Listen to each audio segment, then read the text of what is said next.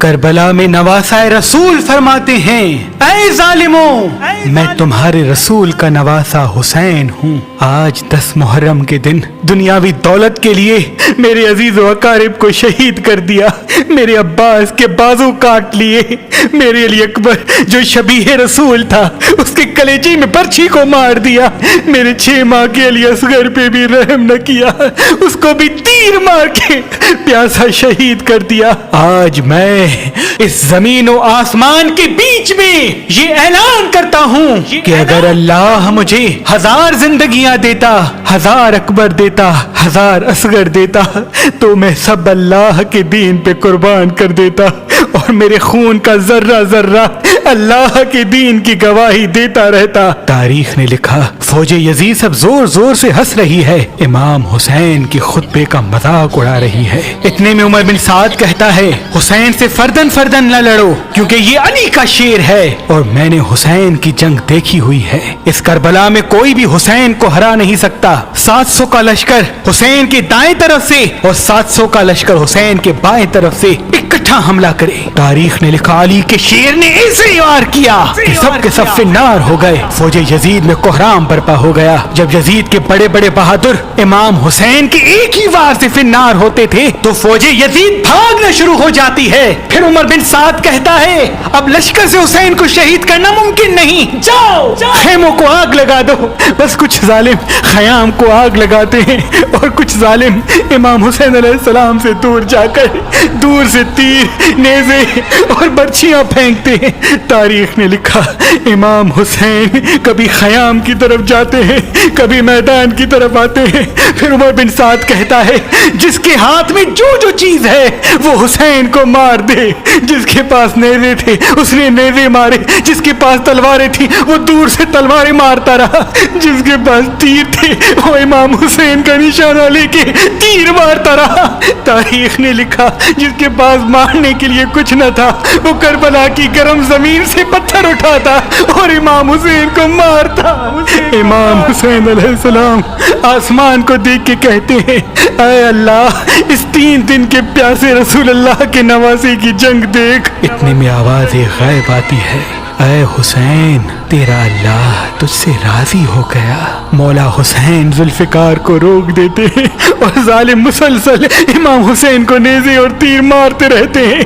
اتنی دیر میں ایک ظالم امام حسین علیہ السلام کو پیٹھ میں ایسا نیزہ مارتا ہے کہ آپ گھوڑے کی زین سے زمین پہ آ جاتے ہیں۔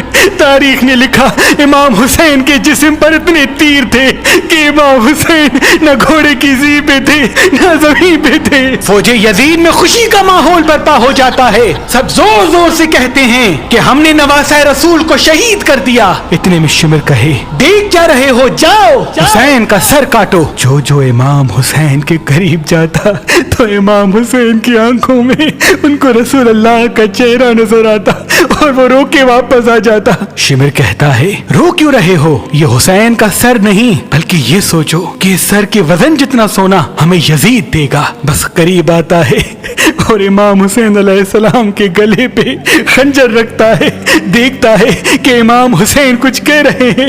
جب سننے کی کوشش کرتا ہے تو امام حسین کہہ رہے تھے، اے اللہ، تیرے اسلام کے لیے میں نے اپنا سب کچھ قربان کر دیا۔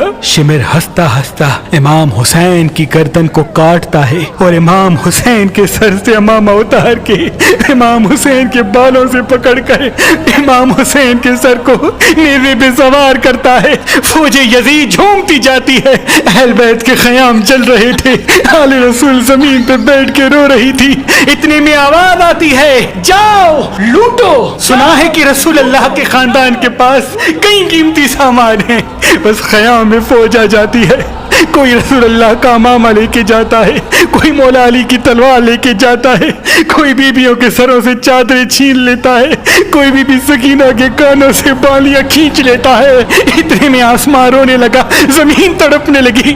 امام سجاد نے جب دیکھا کہ زمین اپنی جگہ چھوڑ رہی ہے، آسمان پھٹنا چاہتا ہے، تو آپ نے سجدے میں سر رکھا اور اللہ کا شکر کرنا شروع کر دیا کہ اے اللہ، تیرا شکر ہے کہ تو نے آسمان پیدا کیا، اے اللہ تیرا شکر ہے کہ تو نے زمین کو بچھایا، اے اللہ اپنی نعمتوں کو تمام نہ کرنا، ان से इंसानों की सजा आने वाली पूरी इंसानियत को न देना। इमाम सज्जाद सजदाए शुक्र कर रहे हैं और वहाँ फौज यजीद इमाम हुसैन के लाशे को पामाल करने की तैयारी कर रही है। तारीख ने लिखा कि अरब के घोड़ों की आंखों पर पट्टी बांध के उनको भारी लोहे वाले नाल पहनाए गए ताकि इमाम हुसैन के जिस्म और हड्डियों को इतना पामाल करें कि इमाम हुसैन के जिस्म का एक भी टुकड़ा न बचे। सबकी लाशों को पामाल गाह पे बिछाया गया। कोई कहता है कि हम जनाब अब्बास की लाश पे घोड़े नहीं दौड़ाएंगे क्योंकि इनकी वालदा हमारे कबीले से है। कोई कहता है हम अली अकबर की लाश पे घोड़े नहीं दौड़ाएंगे क्योंकि इसकी वालदा हमारे कबीले से है।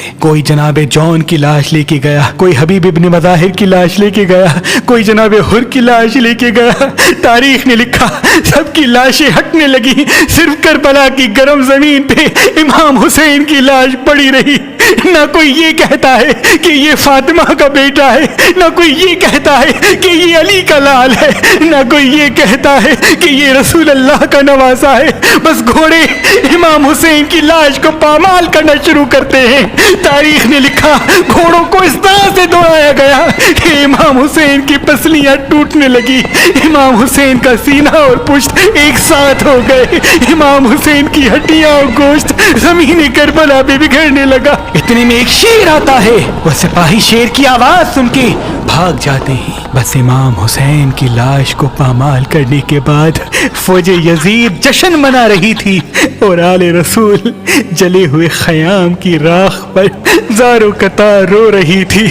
बीबी ज़ैनब कभी अब्बास को याद करके रोती है, कभी अकबर को याद करके रोती है, कभी मासूम अली असगर को याद करके रोती है, तो कभी दूर से अपने भाई के जिस्म के टुकड़ों को देख के अपने नाना रसूल अल्लाह को कहती है, या रसूल अल्लाह आपकी उम्मत ने उस हुसैन के जिस्म को पामाल कर दिया जिसको आप कंधों पे उठा के कहते थे कि ये जन्नत का सरदार है, ये मुझसे है मैं इससे हूँ, ये मुझसे है मैं इससे हूँ, ये मुझसे है।